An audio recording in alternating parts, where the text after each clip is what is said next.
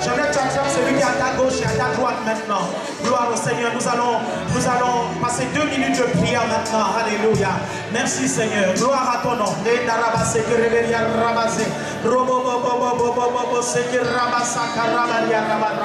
Oui, les ténèbres ont reculé devant l'œuvre de la croix.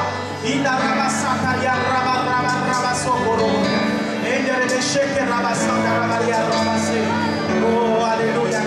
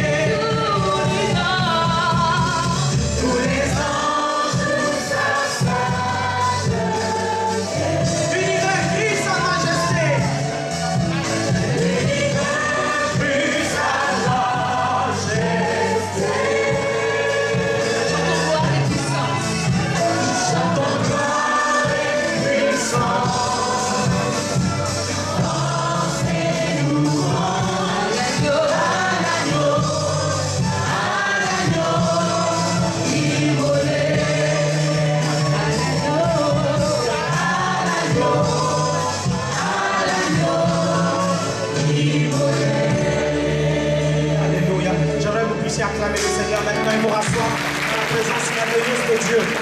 Asseyez-vous dans la présence merveilleuse de Dieu. Merci Seigneur, alléluia. Merci Seigneur, merci Seigneur, merci Seigneur. Merci les chants, vous pouvez vous rasseoir dans la présence de Dieu. Jean chapitre 14, dès le verset 2.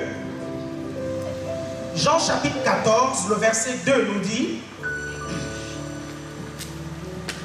Jean chapitre 14, dès le verset 2 nous dit.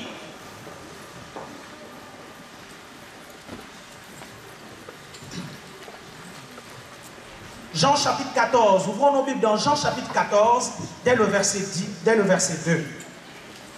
La Bible déclare, il y a plusieurs demeures dans la maison de mon Père.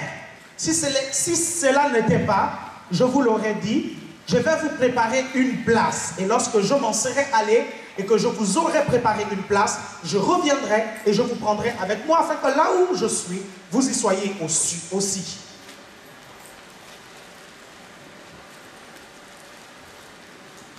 Ensuite, vous notez Colossiens chapitre 1, le verset 12. Colossiens chapitre 1, le verset 12. Rendez grâce au Père qui vous a rendu capable d'avoir part à l'héritage des saints dans la lumière, qui nous a délivrés de la puissance des ténèbres et nous a transportés dans le royaume du Fils de son amour, en qui nous avons la rédemption, la rémission des péchés. Il est l'image du Dieu invisible, le premier-né de toute la création.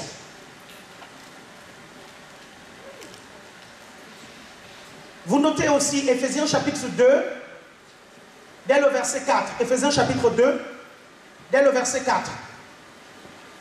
Mais Dieu, qui est riche en miséricorde à cause de son grand amour, dont il nous a aimés, nous qui étions morts par nos offenses, nous a rendu la vie, nous a rendu à la vie avec Christ, et c'est par grâce que vous êtes sauvés. Il nous a ressuscités ensemble et nous a fait asseoir ensemble dans les lieux célestes en Jésus-Christ, afin de montrer dans le siècle à venir l'infinie richesse de sa grâce par sa bonté envers nous en Jésus-Christ.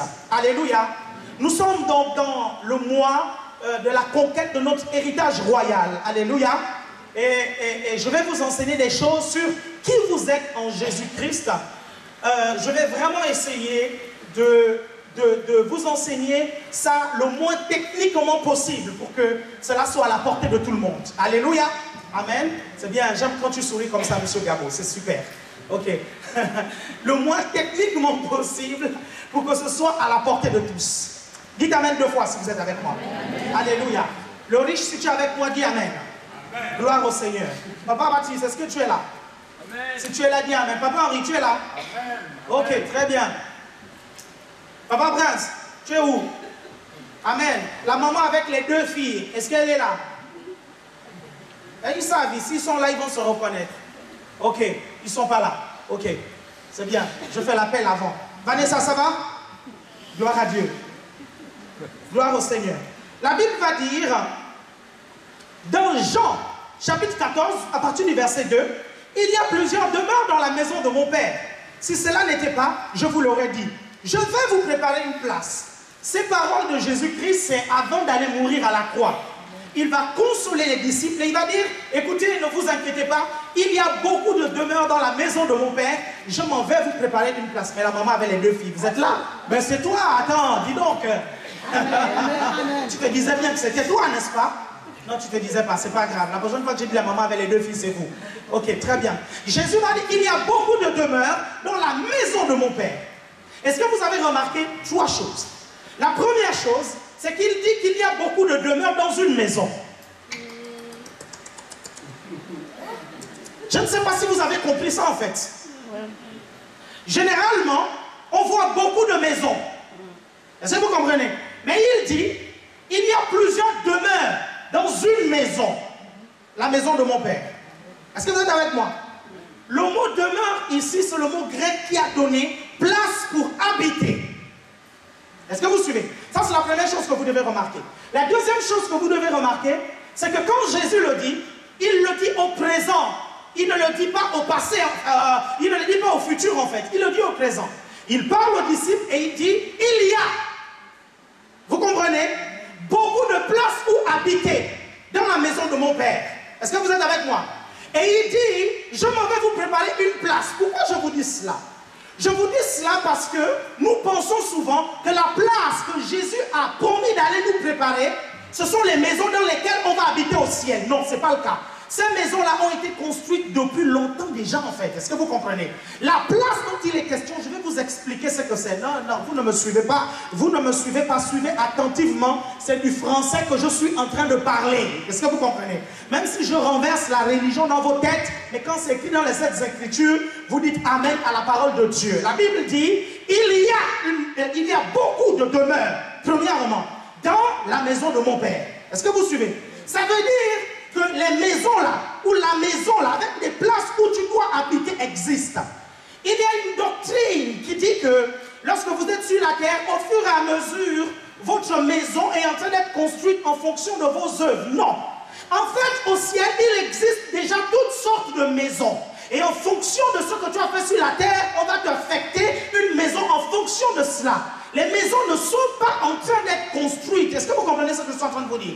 Même la nouvelle Jérusalem, il y a une période bien précise où elle a été construite au ciel. Est-ce que vous suivez ce que je suis en train de vous dire?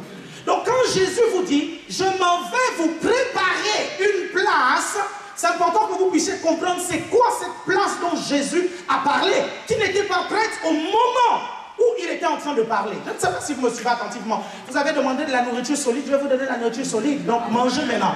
Est-ce que vous comprenez? Bouffez maintenant. René, est-ce que tu es prêt? Tu es prêt à manger la bouffe solide? René Tati, c'est du bon? Tu es prêt à manger le manioc et la viande dure? Est-ce que vous êtes avec moi? Vous savez, vous devez comprendre ce qu'il s'est passé à la croix de Golgotha en fait. Vous devez comprendre ce qui s'est passé lorsque Jésus est descendu dans le sang d'Abraham et lorsqu'il a défié le diable. Est-ce que vous comprenez? La Bible dit qu'il est descendu dans le séjour des morts. Quand Jésus est descendu dans le séjour des morts, vous suivez, il y a des choses qui se sont passées. Ça, vous devez le comprendre. Déjà, la première chose que vous devez retenir, c'est que Jésus n'est pas descendu dans l'enfer. Est-ce que vous comprenez? Jésus est descendu à la limite du sang d'Abraham et de l'enfer. Parce que le séjour des morts est divisé en 3 parties. Si vous voulez. Non, pas le séjour des morts. L'abîme est divisé en 3 parties. Il y a le séjour des morts, est-ce que vous suivez? Où il y a 2 parties. Il y a le sang d'Abraham et il y a l'enfer. Et ensuite, il y a une partie dans l'abîme qu'on appelle le Tartaros. Le Tartaros, c'est là où certains anges qui se sont rébellés contre Dieu, à l'époque où Lucifer s'est rébellé contre Dieu, sont enfermés actuellement. Ils sont là-bas enfermés. Certains théologiens disent que ce sont les plus méchants. Est-ce que vous suivez? C'est peut-être les plus méchants qui ont été enfermés. Donc on se retrouve, Jésus va descendre dans le séjour des morts. Il va descendre dans le sang d'Abraham et il va sortir tout ce qui était dans le sang d'Abraham. Parce qu'avant la naissance, avant la mort de Jésus-Christ et avant la résurrection de Jésus-Christ, tous les saints qui mouraient, toutes les personnes qui ont marché avec Dieu, qui mouraient, ils n'allaient pas au paradis. Ils allaient dans le sein d'Abraham. C'est pour ça que Jésus a dit, personne n'a vu le paradis si ce n'est le Fils qui revient. Jésus revenait du paradis, il a vu le paradis. Est-ce que vous comprenez? Il savait c'est de là où il venait. Mais les autres hommes, ils n'étaient pas au paradis, ils étaient dans un lieu de repos appelé le sein d'Abraham.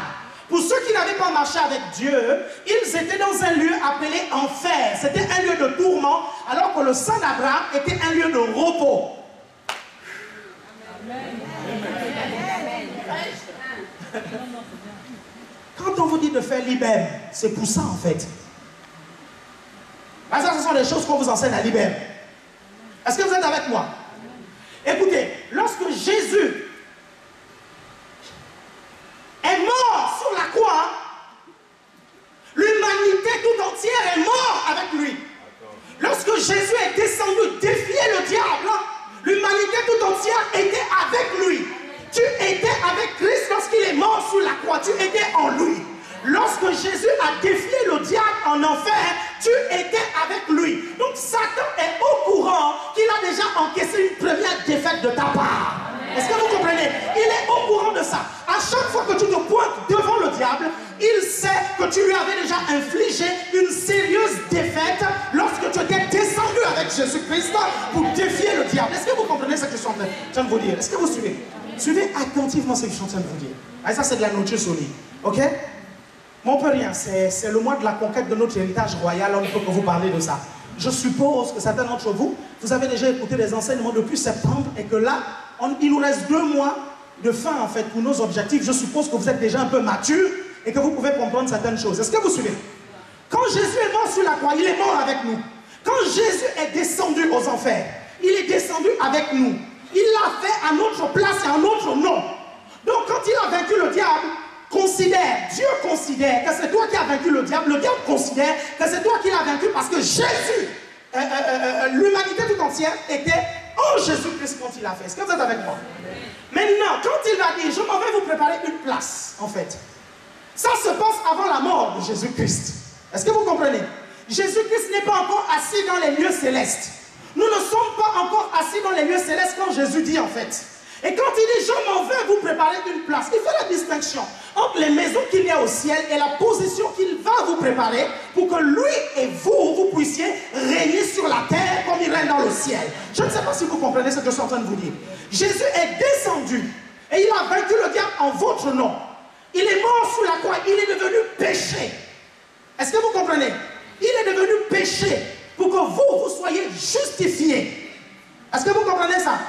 Maintenant, il est assis dans les lieux célestes avec nous en fait. C'est la raison pour laquelle nous vous disons que votre source n'est pas terrestre. Votre source est céleste. C'est la raison pour laquelle nous vous disons que votre banque, ce n'est pas la BNP Paribas, ce n'est pas la caisse d'épargne, ce n'est pas le crédit agricole. Est-ce que vous comprenez? Parce qu'en fait, vous ne dépendez pas de la terre, vous dépendez du ciel. C'est pour ça que Christ va nous dire que nous sommes ses ambassadeurs. Nous sommes des envoyés spéciaux pour une mission diplomatique sur la terre. Est-ce que vous comprenez ce que je suis en train de vous dire? Ça, vous avez compris? Vous avez compris? Ok, très bien.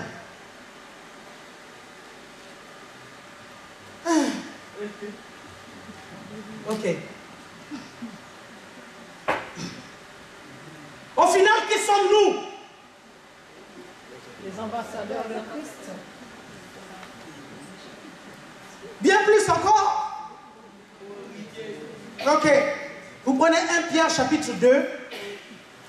1 Pierre chapitre 2 du verset 6 au verset 10. Vous savez, ce que je suis en train de vous enseigner là, à un moment donné de votre vie chrétienne, vous devez parfaitement maîtriser ça. Parfaitement comprendre ce qui s'est passé quand la Bible dit que vous êtes mort au péché. Est-ce que vous suivez?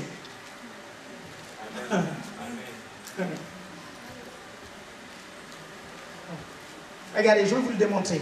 Bon, on va lire. On y va, vous allez bien comprendre. 1 Pierre chapitre 2, dès le verset 6, à partir du verset 6, du verset 6 au verset 10.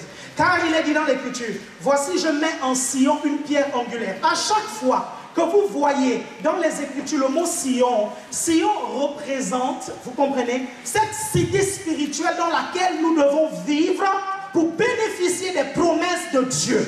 Est-ce que vous comprenez? Lorsque vous voyez dans l'Ancien Testament, on vous parle de Canaan, la terre promise.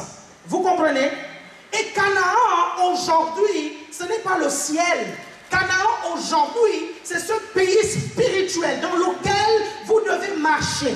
Dans ce pays, vous ne tombez pas malade. Dans ce pays, vous n'êtes pas pauvre. Dans ce pays, vous dominez. Est-ce que quelqu'un me suit ici? Est-ce que vous comprenez? Et la manifestation de ce pays dans votre vie va dépendre de votre degré de révélation et de foi. Je ne sais pas si vous comprenez, je vais le dire. La manifestation de ce pays et de l'influence de ce pays en fait. Regardez pourquoi Jésus va à chaque fois dire le royaume de Dieu s'est approché de vous. Le royaume de Dieu s'est approché de vous. Parce que partout où Jésus-Christ marchait, il transportait le royaume de Dieu. Et partout où vous marchez, vous transportez le royaume de Dieu. Est-ce que vous comprenez? Vous êtes appelés à manifester le règne de Jésus-Christ sur la terre. Est-ce que vous êtes avec moi? Est-ce que vous êtes avec moi? 1 Pierre chapitre 2, dès le verset 6. Car il est dit dans l'Écriture, voici je mets en Sion une pierre angulaire choisie, précieuse, et celui qui croit en elle ne sera point confus. L'honneur est donc pour vous qui croyez, mais pour les incrédules, la pierre qu'ont rejetée ceux qui bâtissaient est devenue la principale de l'angle, et une pierre d'achoppement et un rocher de scandale. Ils s'y heurtent pour n'avoir pas cru à la parole, et c'est à cela qu'ils sont destinés. Mais nous, qui sommes-nous? Vous, au contraire. Gloire à Dieu. Vous, au contraire. Dites au contraire. La Bible a dit, vous êtes une race élue. 1. Qu'est-ce que ça veut dire? Un sacerdoce royal. 2. C'est-à-dire des prêtres et des rois. Tout comme Melchisédek. Melchisédek était prêtre et roi de Salem. Vous comprenez? Est-ce que vous comprenez ce que je suis en train de vous dire? Si vous ne lisez pas vos Bibles, vous allez être perdus complètement.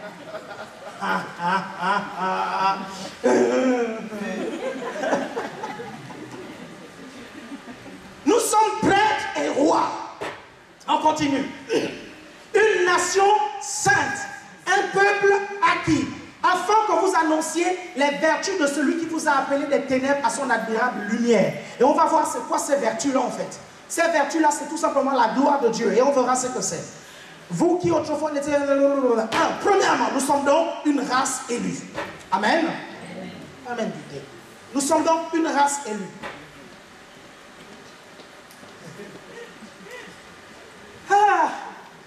Quand vous lisez la parole de Dieu et que vous ne comprenez pas un mot, vous allez dans le dictionnaire. Parce que la Bible a été écrite en français. Vous comprenez? La Bible a été écrite en français. Vous suivez? Il y a juste un monsieur là, ici à Paris, qui voyage dans le monde entier pour attaquer les pasteurs qui pensent que la Bible a été écrite en lingala. Et un autre en fait une interprétation, et il est là, il attaque les pasteurs. Lui aussi, il pense que la Bible a été écrite en bambileke. Bamileke.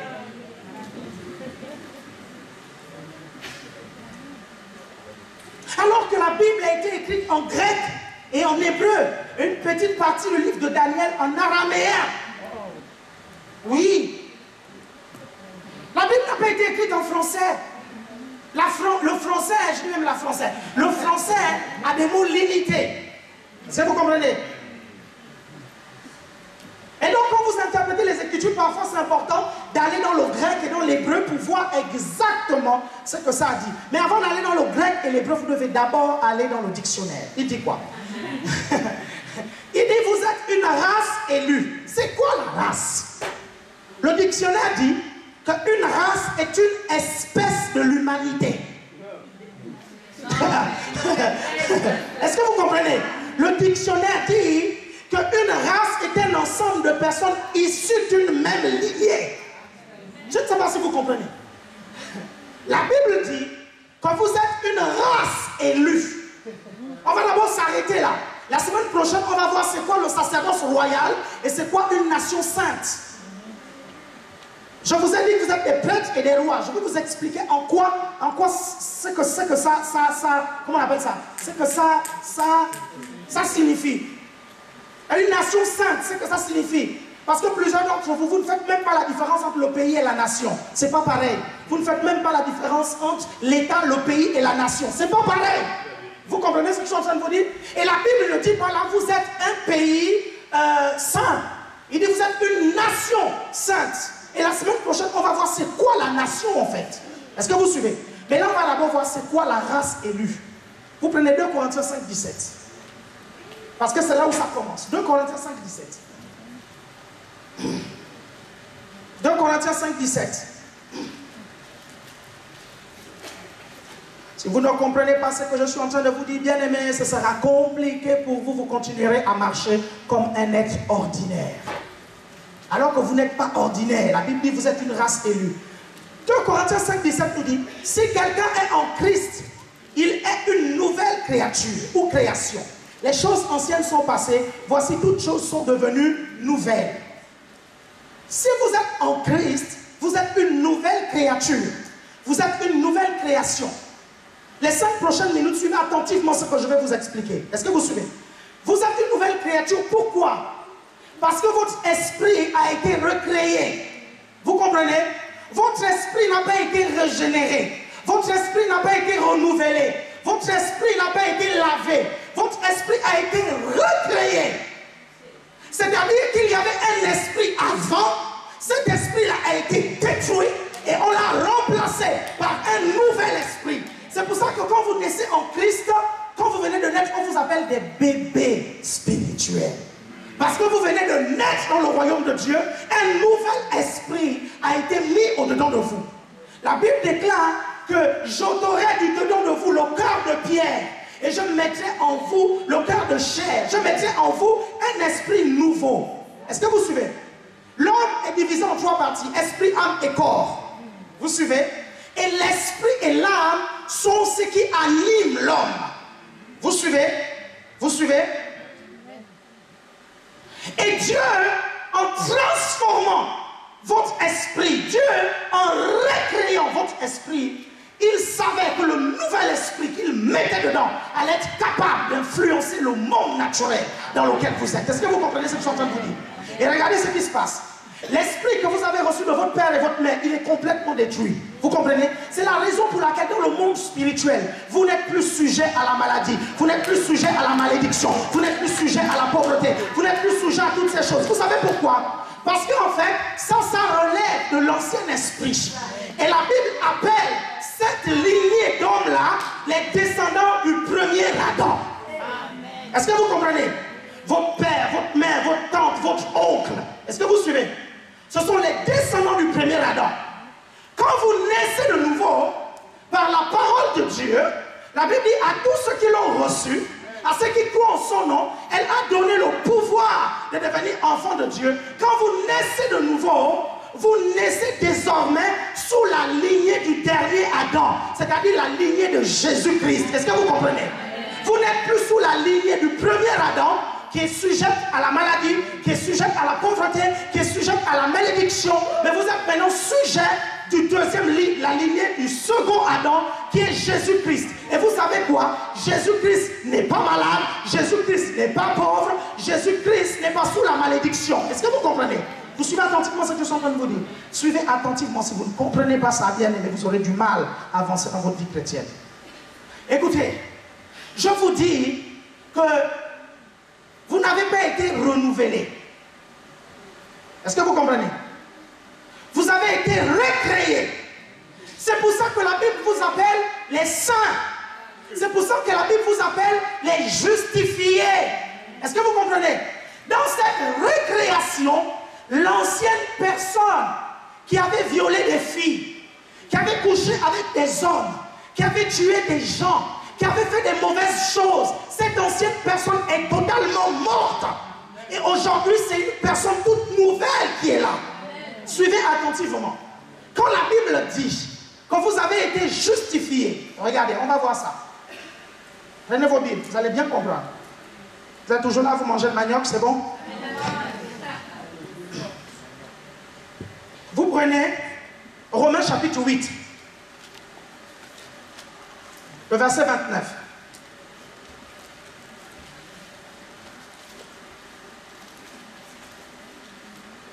Romains chapitre 8, le verset 29. Et vous restez sur cette page.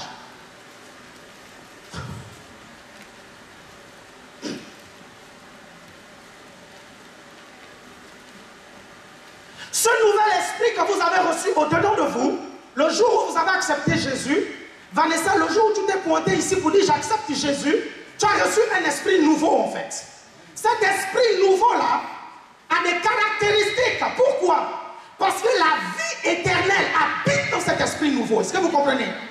Et cette vie-là s'appelle Zoé. Cette vie a des caractéristiques. La première caractéristique, c'est que cette vie est éternelle. La Bible dit, celui qui écoute ma parole et qui croit à celui qui m'a envoyé a la vie éternelle. La vie éternelle, vous ne l'avez pas après votre mort, vous l'avez maintenant. Dites, je suis éternel. Je suis éternel. Est-ce que vous suivez ce que je suis en train de vous dire?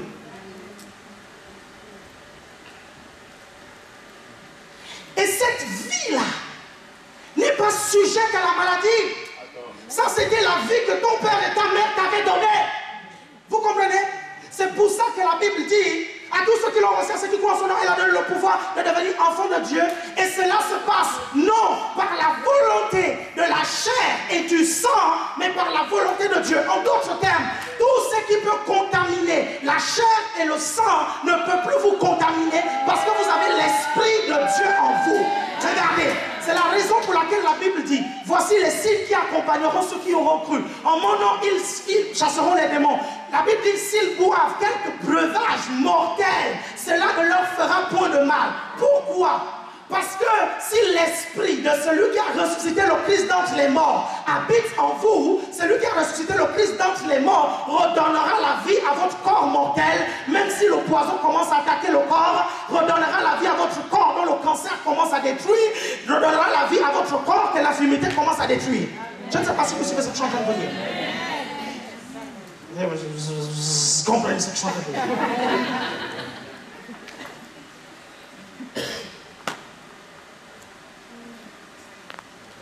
Comprenez bien ce que je vous dis. Hein.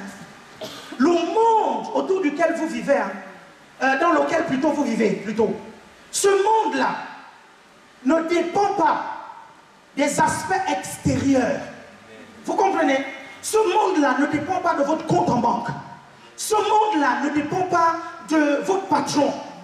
Vous comprenez? Il y a une sphère supérieure. Vous comprenez? C'est la sphère du monde spirituel. Tout ce que vous vivez dans le monde naturel est le fruit de ce qui s'est passé dans le monde spirituel. Vous comprenez? Si dans le monde spirituel, vous êtes sujet à la maladie, à la pauvreté et à la mort, c'est parce que si dans le monde physique, plutôt vous êtes sujet à cela, c'est parce que vous ne savez pas que dans le monde spirituel, toutes ces choses-là vous ont déjà été données. Salut.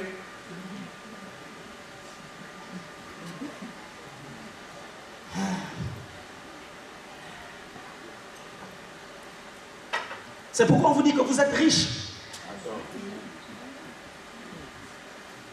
Quand on vous dit que vous êtes riche, ce n'est pas parce que dans votre compte bancaire, vous avez beaucoup d'argent. Vous comprenez ce que je suis en train de vous dire? Vous comprenez ce que je suis en train de vous dire? Quand on vous dit que vous êtes riche, c'est parce que quelque part, dans un monde qui dépasse le monde naturel, vous êtes bourré de richesse. Est-ce que vous comprenez ce que je suis en train de vous dire? Quand même, lorsque vous ressentez la maladie, on vous dit non, vous n'êtes pas malade. Est-ce que vous comprenez? Parce que la nouvelle créature ne peut pas tomber malade. Écoutez, vous n'êtes pas malade, mais vous ressentez les symptômes de maladie. La nouvelle créature ne peut pas être malade. Vous comprenez ce que je suis en train de vous dire là? Vous pouvez ressentir les symptômes de maladie. Vous suivez, non? Mais maladie et nouvelle créature, c'est incompatible.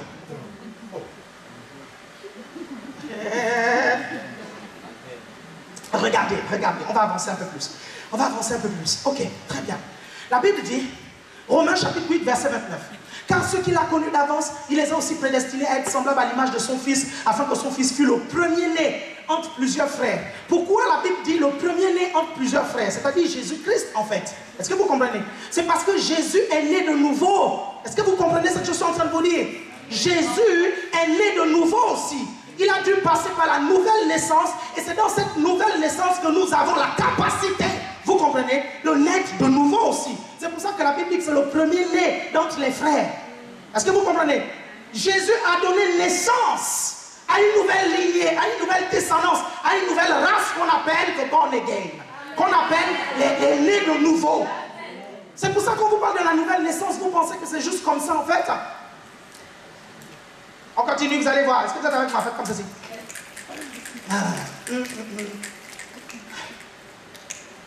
Verset 30. Et ceux qu'il a prédestinés, il les a aussi, et ceux qu'il a appelés, ceux qu'il a prédestinés, il les a aussi appelés. Et ceux qu'il a appelés, il les a aussi justifiés. Et ceux qu'il a justifiés, il les a aussi glorifiés. Justifier là, c'est quoi en fait? Vous savez c'est quoi la justification? La justification signifie déclarer non coupable. Est-ce que vous comprenez? Vous comprenez? La justification ne signifie pas pardonner en fait. Vous suivez? C'est déclarer non coupable. Parce que celui qu'on a pardonné est resté sur la croix de Golgotha. Est-ce que vous comprenez ce que je suis en train de vous dire? Il a été détruit. Cet ancien homme là, ancien homme ou je ne sais trop quoi, il a été détruit complètement. Est-ce que vous comprenez? Justifier signifie non coupable. Pourquoi? Parce que lorsque vous avez été recréé, la nouvelle personne qui se présente devant Dieu en fait, Dieu ne voit plus que la nouvelle création, il ne voit pas du tout l'ancienne création. Donc tout ce qui était contre vous en fait, Dieu ne voit plus cela, vous êtes une nouvelle personne. C'est pour ça que la Bible dit qu'il a déchiré l'ordonnance dont les actes nous condamnaient en fait. C'est pour ça qu'aujourd'hui, quand vous vous présentez devant Dieu, vous êtes non coupable.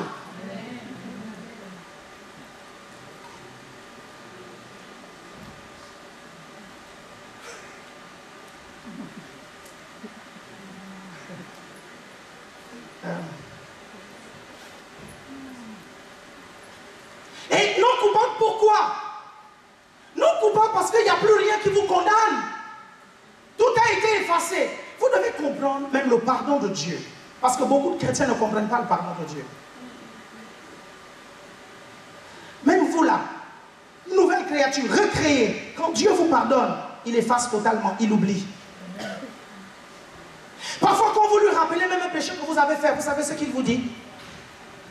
Il vous dit, mais tu me parles de quoi? Il dit, le jour où j'avais volé au supermarché. Il dit, mais tu parles de quoi?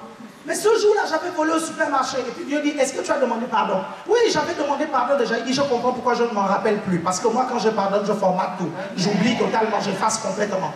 Est-ce que vous comprenez ce que je suis en train de vous dire? Et ceux qu'il a justifiés, il les a aussi glorifiés. Regardez. Verset 30. Il les a appelés, ce qu'il a appelés, il les a aussi justifiés. Ce qu'il a justifiés, il les a glorifiés.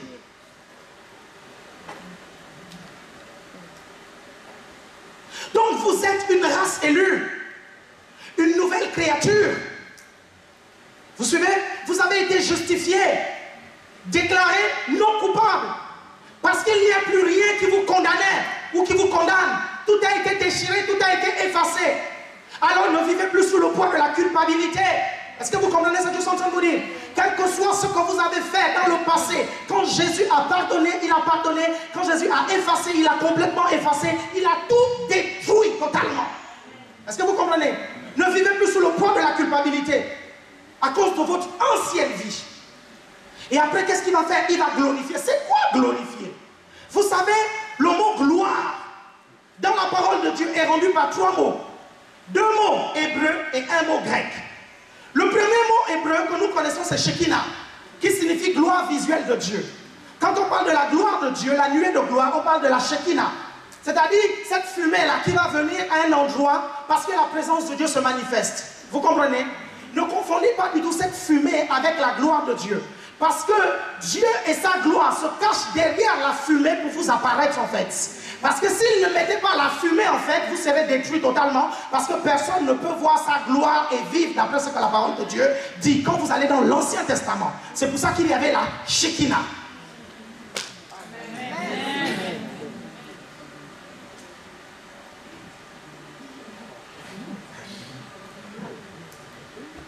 René, tu me suis? Très bien. Ah, il dit il est habitué. Deuxième mot, kabod. Kabod signifie poids. Kabod. K-A-B-H-O-D, je pense. Ah, vous écrivez ça comme vous voulez, kabod. Après, vous irez vérifier. Il signifie poids. Est-ce que vous comprenez?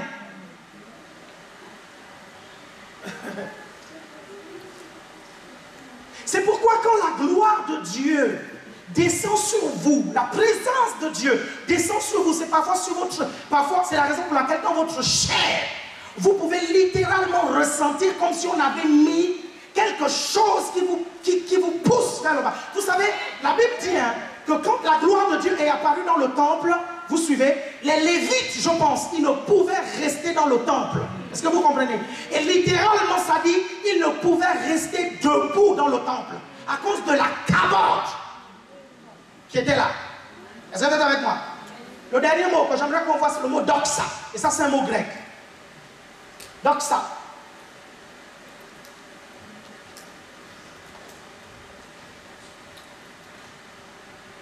Vous allez bien comprendre. Doxa.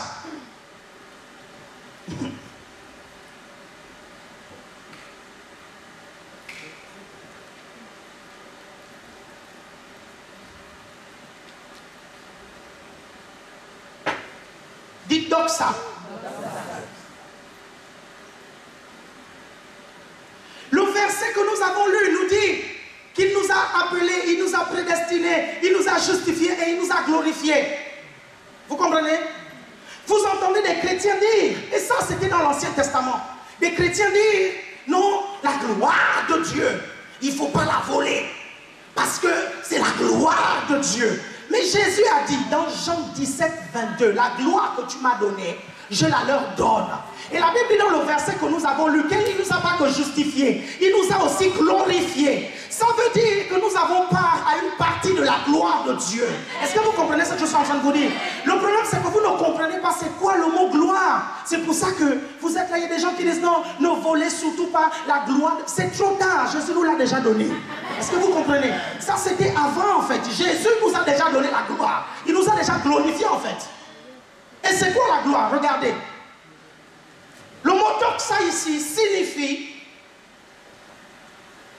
magnificence, signifie excellence, signifie prééminence, signifie dignité, signifie grâce, signifie majesté, signifie la condition la plus glorieuse, l'état le plus élevé.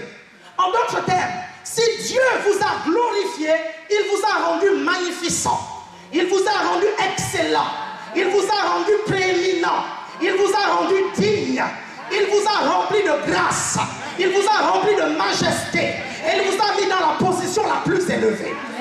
Je ne sais pas si les écailles tombent. Je ne sais pas si les écailles tombent. Arrêtez-vous tout simplement sur le mot excellence. Vous comprenez? Si la Bible dit qu'il vous a rendu excellent, vous savez, quelqu'un qui est excellent, quand quelque chose est médiocre et on le met à cet endroit, il rend cette chose excellente, tout simplement parce qu'il a touché cette chose. Est-ce que vous comprenez ce que je suis en train de vous dire? Quand la Bible dit qu'il vous a glorifié, ça veut dire qu'il a injecté au-dedans de vous l'essence de l'excellence. Donc vous ne pouvez qu'être excellent. Quelqu'un me suit ici? C'est la raison pour laquelle j'ai un problème avec la médiocrité. Quelqu'un me suit ici?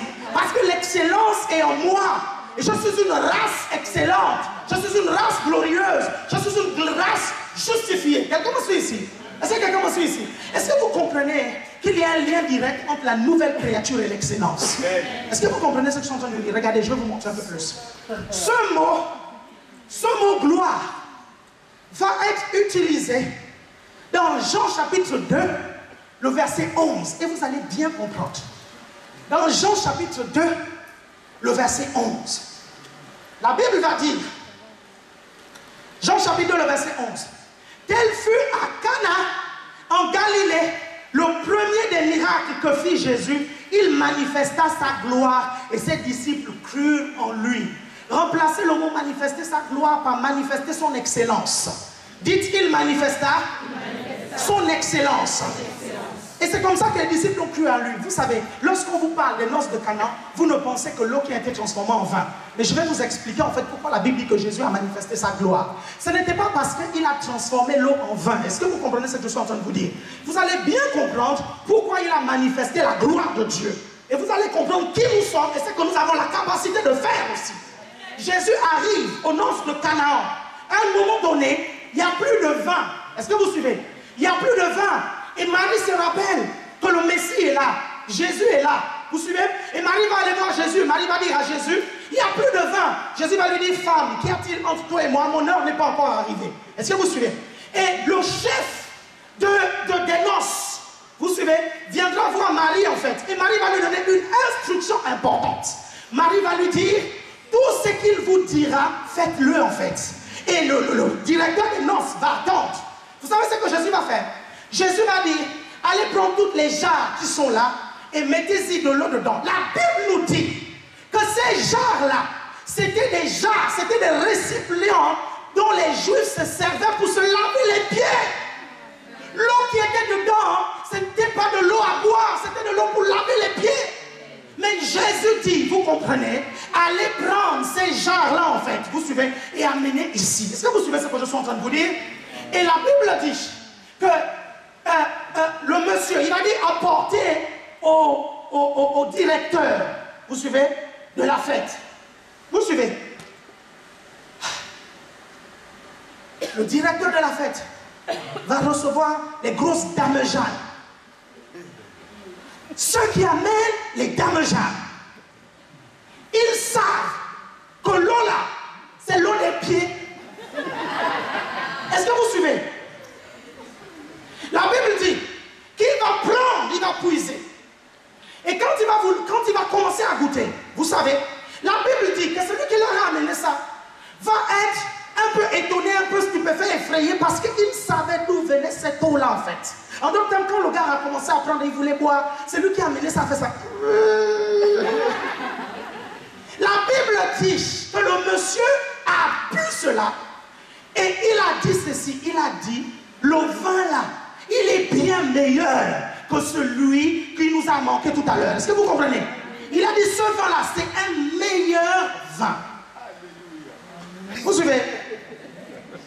Voici un frère qui connaît le vin qui vient.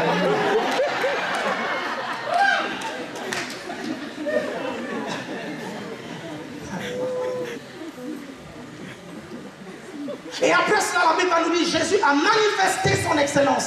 En d'autres termes, bien-aimé, en d'autres termes, quel que soit ce que tu as maintenant, vous comprenez, même si on utilise ça pour laver les pieds, même si on utilise ça pour je ne sais trop quoi, vous suivez, Jésus a la capacité de rendre cela excellent. Est-ce que vous comprenez? Il a cette capacité-là. Est-ce que vous avez remarqué que c'est l'eau avec laquelle on lavait les pieds en fait? Les pieds. Tout le monde marche dessus. Tout le monde piétine ça. Les pieds sont le symbole de l'humiliation. Quelqu'un me suit ici? Je viens te dire au nom de Jésus que quelles que soient les personnes qui t'ont marché dessus, quelles que soient les personnes qui t'ont humilié, quelles que soient les personnes qui t'ont piétiné, je te dis que Dieu va transformer cela, je t'assure, et ceux qui te verront glorifieront le Seigneur. Vous comprenez? Regardez, vous allez retenir une chose. Retenez ceci. Regardez bien, vous gardez le mot excellence. Quand Jésus va opérer un miracle, il va partir de ce qui existe déjà pour produire quelque chose de plus grand. Parce que le mot glorifier signifie c'est lui qui est indépendamment autosuffisant en fait. Est-ce que vous comprenez ça? Est-ce que vous comprenez? C'est-à-dire qu'il ne va mendier chez personne en fait. Avec ce qu'il a, il arrive à produire quelque chose de plus grand en fait. Est-ce que vous comprenez ce que ça veut dire? Est-ce que vous comprenez? C'est la raison pour laquelle, regardez, est-ce que Jésus a envoyé qu'on puisse acheter du vin? Il n'a pas envoyé qu'on puisse acheter du vin. Il a regardé, il a dit qu'est-ce que vous avez là? On a dit il y a des jarres d'eau. Est-ce que vous avez de l'eau propre? Non, on n'a pas de l'eau propre. L'eau qui est là, c'est seulement ce qu'on lave les pieds. Il dit c'est pas grave. Même si on lave les pieds avec, amenez-moi cela. Je vais non seulement purifier cette eau, vous comprenez? Et vous n'attraperez aucune maladie, aucune bactérie, mais je vous transformerai ça en bon vin. Je vous montrerai que je suis un bon vigneron. Est-ce que vous comprenez? Ça c'est la première chose. Regardez, quand il va arriver dans la multiplication des pains, il va dire quoi? Il va dire qu'est-ce qu'il y a ici? On va lui amener 5 pains et 2 poissons. Est-ce que vous suivez? Il va transformer ça et il va multiplier ça. Est-ce que vous suivez ça? C'est la raison pour laquelle Dieu a posé la question à Moïse. Il a dit à Moïse, qu'y a-t-il dans ta main en fait? Est-ce que vous suivez? Parce que Dieu va opérer un miracle avec les 100 € que tu as dans ton compte là. Est-ce que vous comprenez? Parce que Dieu va opérer quelque chose à partir de ce que tu as. Et c'est avec ce que tu as qu'il va te glorifier, qu'il va t'élever. Est-ce que vous comprenez ce que je suis en train de vous dire? C'est la raison pour laquelle j'ai l'habitude de dire, vous savez, tout vous l'avez au-dedans de vous. Au-dedans de vous, au-dedans de vous, au-dedans de vous. Parce que vous avez été glorifié. Est-ce que vous suivez? Regardez un petit témoignage. Vous savez, un jour, quand j'ai commencé le ministère, je pensais que l'argent allait venir des États-Unis. Parce que je voyais les Américains passer à la télévision et demander de l'argent. Et je pensais que pour prendre ma salle, quelqu'un allait me faire un don d'1 million. Vous savez, plusieurs d'entre nous, on espère soit de jouer au loto et de gagner, soit que quelqu'un un jour nous laisse un héritage. Vous suivez? Pour être riche aussi facilement. Et le pasteur Olivier m'a dit ceci, il m'a dit, tu sais Alain, Dieu t'a tout donné pour accomplir ton ministère en fait. Est-ce que vous comprenez? Et Dieu vous a tout donné pour accomplir votre ministère. Dieu vous a tout donné pour accomplir votre destinée. Vous comprenez ce que je suis en train de vous dire? Parce que vous avez été glorifié. Je peux vous dire que vous êtes autosuffisant pour financer tous vos besoins. N'attendez pas que l'argent vienne de la CAF parce que la CAF vous décevra. N'attendez pas que l'argent vienne de votre père parce que votre père vous décevra. N'attendez pas que l'argent vienne du frère et de la sœur en Christ parce que le frère et la sœur en Christ te décevront. L'argent est au-dedans de toi. Est-ce que tu comprends ce que je te dis? C'est la raison pour laquelle nous vous disons tout le temps que vous êtes multimillionnaire. Parce que le fait seulement d'avoir pensé déjà que vous pouvez être multimillionnaire, ça a amené à l'existence déjà quelque chose qui n'existe pas en fait. Est-ce que vous comprenez? Parce que vous savez, un homme est comme ses pensées en fait, la Bible nous dit. De la même façon que les mauvaises pensées peuvent amener des mauvaises choses dans votre vie, le fait de penser tout le temps que vous allez être multimillionnaire, bien aimé, les millions là sont déjà en train de vous poursuivre.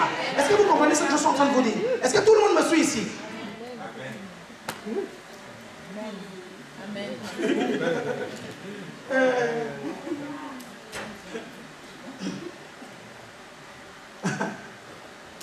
Vous savez, il y a un frère qui est venu me voir et qui m'a dit, Et les amis de ce frère vont se reconnaître.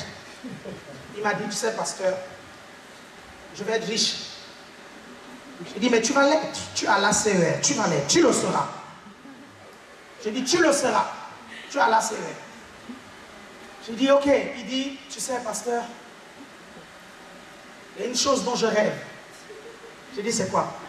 C'est d'avoir tellement d'argent et descendre dans la rue et distribuer aux gens comme ça. Je viens, je donne. Tiens, tu as besoin de combien? 10 000 euros, je donne 10 000 euros. Tu as besoin de combien? 100 000, je donne 100 000. Tu as besoin de quoi? Une Ferrari, je donne la Ferrari. Je lui dis, ah oui? Il dit oui. Je dis, des inconnus? Il dit oui. Les gens que tu ne connais pas? Oui. Tu veux juste donner? Oui. Non, pasteur, il dit, pasteur, parce que j'ai beaucoup, hein, parce qu'à ce moment-là, j'aurai beaucoup et je vais donner aux gens. Je dis, tu sais, tu dois comprendre une chose. C'est que quand tu vas devenir riche, ça ne signifie pas que tu as été le premier riche sur la terre. Ah, c'est la première chose. La deuxième chose que tu dois comprendre, c'est que si tu n'as vu aucun riche le faire, en fait, dans la rue, c'est qu'il y a une raison. Et tu dois étudier les raisons, en fait. Et là, j'ai commencé à lui donner les raisons, vous suivez? Parce que vous savez, ça fait 1 an déjà, 1 an ou 2 ans que je suis en train d'étudier la mentalité des riches, en fait. Parce que vous ne deviendrez jamais riche si vous ne pensez pas comme les riches, en fait. Impossible. Commencez à penser comme des riches, à faire les choses comme les riches, et vous allez voir, le reste va suivre. Est-ce que vous suivez ce que je suis en train de vous dire? Je lui dis, il y a une raison. Je lui dis, je vais t'en donner quelques-unes. Je dis, premièrement, est-ce que tu as écouté Jésus dire qu'on ne donne pas des perles au pourceau? Je dis, bon, perles, c'est quelque chose de précieux, non? Oui, ok. Bon, tu vas remplacer perles par argent. On ne donne pas l'argent au pourceau. Je dis, les gens à qui tu donnes l'argent dans la rue, là, en fait, est-ce que tu sais qui ils sont? Est-ce que ce sont des pourceaux, en fait? Parce qu'ils vont fouler ça aux pieds. Je dis, ok, très bien. Je dis, les gens à qui tu vas donner l'argent dans la rue, est-ce que tu sais si ce sont des terroristes, en fait? Si cet argent que tu vas leur donner, ils vont financer le terrorisme. Je dis, est-ce que tu sais que des personnes ont donné de l'argent aux gens sans discernement et les gens à qui ils ont donné cet argent-là ont utilisé cet argent pour les détruire eux-mêmes? Je dis, est-ce que ça tu le sais? Et je lui ai raconté l'histoire de ce McDonald's qui a pris en fait des hamburgers. À la fin, vous savez, de la journée au McDo, il y a des sandwichs qui restent en fait, vous suivez? Et ils ont pris ces sandwichs-là et ils ont donné à un SDF. Qui connaît cette histoire-là? Ils ont donné à un SDF. Le SDF a mangé ces sandwichs et le lendemain, le SDF dit qu'il a eu une gastro, il a porté plainte au McDonald's. Vous suivez? Et le McDonald's a été condamné à lui verser plusieurs millions d'euros à cause de cette gastro. Je lui ai dit, ok, à donner ton argent à des inconnus, est-ce que tu sais ce qu'ils vont te faire en fait? Et là, comment on appelle ça? Les écailles sont tombées. Je dis, tu sais, ne donne jamais ton argent sans discernement. Est-ce que vous comprenez ce que je suis en train de vous dire? Est-ce que vous comprenez ce que je suis en train de vous dire? Donnez jamais votre argent sans discernement. Vous comprenez? Même quand il faut donner, c'est important d'écouter le témoignage intérieur. Je ne vous parle pas de la dîme, les offrandes. Vous n'avez pas besoin de témoignage intérieur pour ça. C'est écrit. Vous suivez, non? Est-ce que vous êtes avec moi?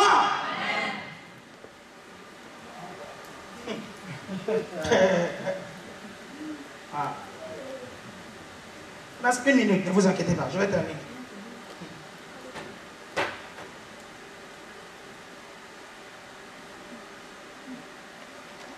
Parce que plusieurs d'entre vous ont du mal à marcher comme des enfants de Dieu. Vous suivez? Parce qu'ils n'ont pas la mentalité des enfants de Dieu. Est-ce que vous suivez? C'est tout comme certaines personnes ont du mal à être riches. Parce que le problème, ce n'est pas les opportunités que Dieu met devant eux. Vous comprenez? Ils veulent être riches avec une mentalité de pauvre. Vous voulez être fils de Dieu avec une mentalité de païen. Impossible. Est-ce que vous comprenez? Vous savez, Seydou Badian a dit, il faut que nos frères noirs comprennent que ce n'est pas la durée du bois dans l'eau qui fera en sorte que ce bois-là se transforme en crocodile. En d'autres termes, pour dire aux frères noirs qui étaient dans la diaspora que ce n'est pas parce que vous avez baigné dans un pays occidental que votre peau deviendra blanche. Ce n'est pas parce que vous êtes là avec des chrétiens que ça fera de vous forcément un chrétien. Il faut un changement de mentalité. On appelle ça la métanoïa. Est-ce que vous comprenez? Changement radical. C'est pour ça que la Bible dit vous êtes une nation sainte. Parce qu'en fait, une nation, c'est l'ensemble des personnes qui ont une identité et une mentalité. Vous comprenez? On appelle ça le nationalisme. Je ne sais pas si vous comprenez ce que je suis en train de vous dire. Tant que vous n'êtes pas un nationaliste du royaume de Dieu, vous ne pourrez pas manifester les œuvres du royaume de Dieu. Quand vous voyez un Congolais dire « je suis Congolais, je mourrai Congolais », vous voyez un Gabonais dire « Gabonais je suis et je mourrai Gabonais », et il défend les intérêts de son pays. C'est parce qu'il est nationaliste. Quand vous voyez un Français, vous suivez, être nationaliste, ça vient d'abord dans la tête, c'est une identité. Vous comprenez? Je suis français, d'abord dans la tête. Vous comprenez? C'est pour ça qu'aujourd'hui, pour prendre la nationalité française, on vous fait faire des tests maintenant. Est-ce que vous comprenez? Parce que l'État s'est rendu compte qu'il a donné la nationalité française à des gens qui ne voulaient pas être français dans la tête. Et beaucoup d'entre vous, on ne vous donne pas la nationalité. Vos histoires de papier n'évoluent pas parce que dans la tête, vous avez du mal à aimer le pays dans lequel vous êtes. Est-ce que vous comprenez? Vous avez du mal à épouser le pays dans lequel vous êtes. Vous vivez en France, mais vous êtes toujours au pays. Mais pourtant, vous voulez qu'on régularise votre situation ici. Écoutez, lorsque Joseph est allé en Égypte, vous suivez? Parce que pour évoluer dans ce pays, il vous faudra vous intégrer. Pour évoluer dans ce pays, il faudra comprendre la mentalité française, comment elle fonctionne. Et je vais vous parler selon la Bible. Je sais que je dérange certains, mais je vais vous parler selon la Bible. Quand Joseph est allé en Égypte, vous suivez, la première chose que Pharaon a fait, c'est quoi? Pharaon a changé son nom. Il a dit, tu ne t'appelles plus Joseph, tu vas prendre un nom égyptien, Sophnat Panéa. La deuxième chose que Pharaon va faire, il va lui donner une femme égyptienne en fait. C'est pour que le gars ait la capacité de prendre la nationalité facilement en fait. Regardez le troisième truc encore. Joseph est tellement bien intégré que quand les frères de Joseph vont venir, ils ne vont même pas le reconnaître en fait. Parce que dans ses vêtements, dans sa façon de parler, dans sa mentalité, dans son raisonnement, le gars était déjà égyptien. Est-ce que vous comprenez? Si vous ne comprenez pas ça dans les choses de la vie, vous ne comprendrez pas ça dans les choses du royaume. C'est la raison pour laquelle certains d'entre vous qui continuent à dire non, on ne m'a pas éduqué comme ça. Et nous, on vous dit non, la Bible dit ça. Vous dites ça. Non, dans mon pays, on ne fait pas comme ça. On vous dit non, la Bible dit ça. Non, moi, je n'ai pas grandi comme ça. Mais on vous dit la Bible dit ça. Tant que vous n'adoptez pas la mentalité de la Bible, vous ne pourrez jamais avoir les résultats de la Bible. On peut toujours vous dire que vous n'êtes pas sujet à la maladie, vous n'êtes pas sujet à la pauvreté, vous n'êtes pas sujet à toutes ces choses-là. Tant que vous n'êtes pas passé par le renouvellement de l'intelligence, et bien en venant à l'église, vous serez toujours sujet à la maladie, toujours sujet à la pauvreté, toujours sujet à ces choses. Et vous allez vous dire, mais le pasteur, il enseigne toutes ces choses-là, mais pourquoi moi je vis dans le contraire? Changement de mentalité.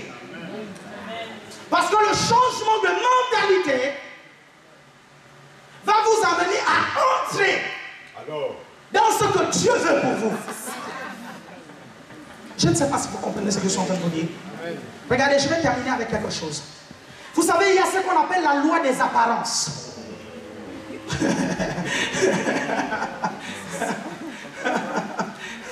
La loi des apparences. Qui peut jouer en votre défaveur ou en votre faveur.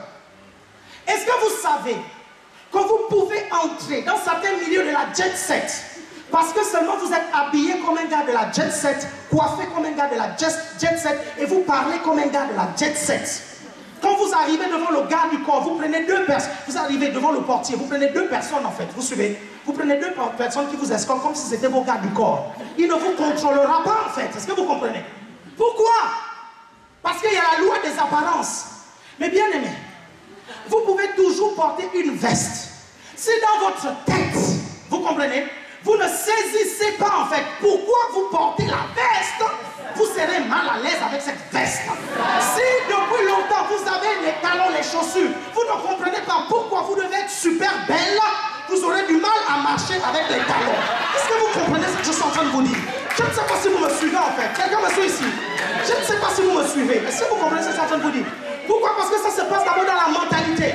Regardez une jeune fille qu'on vient de maquiller pour la première fois. Regardez combien de fois elle est gênée à regarder les gens en face en fait. Parce que dans sa tête, elle n'a pas assimilé qu'elle soit, il faut qu'elle soit bien jolie, il faut qu'elle soit son appart. Elle n'a pas assimilé ça. Est-ce que vous comprenez? Si vous n'assimilez pas ça par rapport à la parole, ça va être compliqué. Vous comprenez ce que je suis en train de vous dire? Je peux prêcher tout ce que j'ai prêché au début là. n'allez pas comprendre. Et c'est pour ça, et je vais terminer vraiment. I'm about to close. C'est pour ça, en conclusion, vous savez, j'aime bien, je crois que de tous les présidents qui sont passés, les présidents français, celui que j'ai le plus aimé, c'est son Excellence Jacques Chirac. Je l'ai vraiment aimé, ce monsieur. Vous savez pourquoi? Parce que vous allez remarquer tous ses discours, à chaque fois qu'il parlait, en fait. Quand il va bientôt prononcer le mot France, il va marquer une pause. Vous suivez? Quelques irresponsables se sont aventurés à siffler sur la Marseillaise. C'est intolérable. Je me rappelle très bien cette phrase. Par respect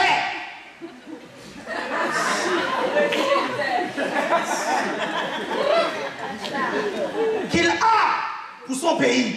Est-ce que vous êtes avec moi? C'est pour ça que vous devez être fiers d'être membre de la CER. Parce que vous n'allez jamais bénéficier des grâces qu'il y a dans ce ministère si vous n'êtes pas fiers d'être membre de la CER. Si vous n'êtes pas fiers de votre pasteur Alain Patrick. Si vous n'êtes pas fiers de vos responsables. Vous comprenez? Parce qu'on est déjà en train de critiquer votre pasteur sur Internet. Vous commencez à dire non, non, non, non. Je suis là-bas juste pour un test. Je suis là-bas, je regarde juste, je ne suis pas là-bas. Non, non, non, non, non, non, je ne suis pas là-bas.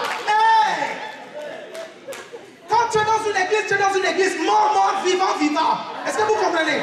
N'avez-vous pas Jésus? N'avez-vous pas vu Pierre avec Jésus? Est-ce que vous comprenez? Regardez Pierre avec Jésus. On a arrêté, écoutez, vous savez, nous pensons que le problème de Pierre, c'était la frousse. Non! Le problème de Pierre, c'est qu'il ne comprenait pas les méthodes de défense de Jésus. Lui, il avait ses méthodes. Vous comprenez? Parce que vous savez, quand on est venu arrêter Jésus, c'est lui qui a pris le couteau, vous suivez non? Et qui a coupé l'oreille de Malchus. Ce monsieur était véritablement prêt à combattre jusqu'à la mort. Le problème c'est quoi? C'est que Jésus lui a dit non en fait. C'est pas comme ça que nous devons combattre. Et je l'imagine en train de dire, mais toi aussi, tu peux m'amener dans quel système encore compliqué? Moi je ne connais pas les histoires des anges, machin. C'est toi qui étais au ciel, tu dis que tu peux appeler les anges. Moi je connais pas tout ça. Moi je connais que le couteau, les coups de poing, les karatés, c'est ça que je connais. Et Jésus voulait amener Pierre dans ce système-là, le système du monde spirituel, et il ne comprenait pas en fait. Est-ce que vous suivez? Pourquoi je vous dis ça? Parce que Pierre a été prêt à défendre Jésus-Christ en coupant l'oreille de Malchus. Est-ce que vous suivez? Si vous n'êtes pas prêt à défendre votre église, votre pasteur, vos frères, vos soeurs, bien aimés, ça va être compliqué. Hein? Est-ce que vous comprenez? Nous allons tous nous lever. Voilà, vous coupez d'abord l'oreille et je viens réparer.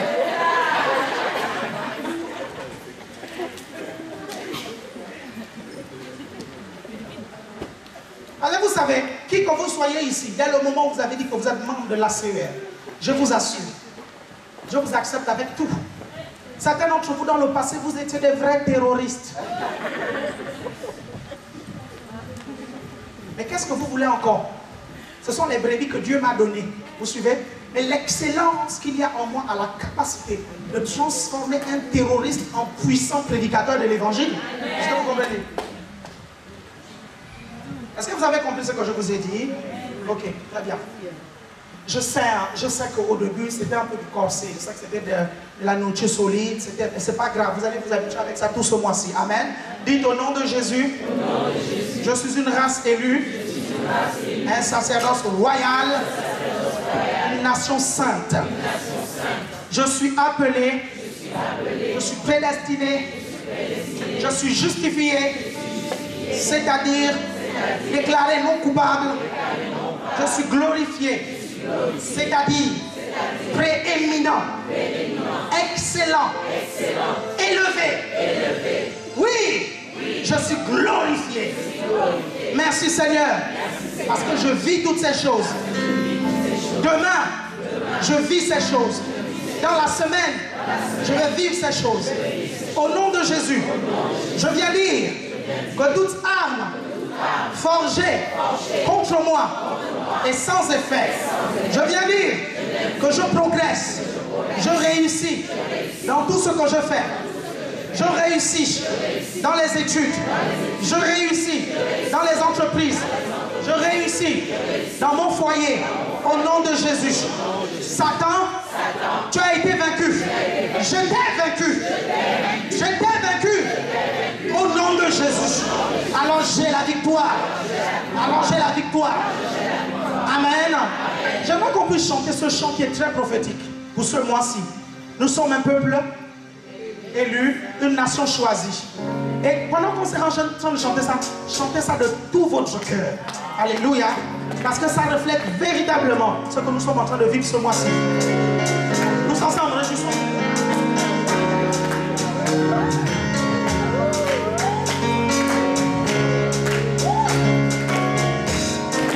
Ensemble, nous sommes un peuple élu. Nous sommes un peuple élu, nation choisie pour révéler son excellence. Dieu m'a choisi. Il m'a comblé lorsqu'il m'a donné sa vie. Je sais qui je suis. Nous sommes un peuple élu.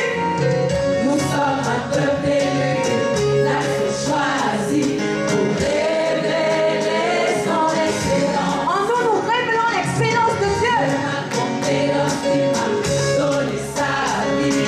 Je sais qui je suis. Je sais qui je suis en Christ. Ce que j'ai en Christ. Où je suis en Christ. Je sais qui qui je suis.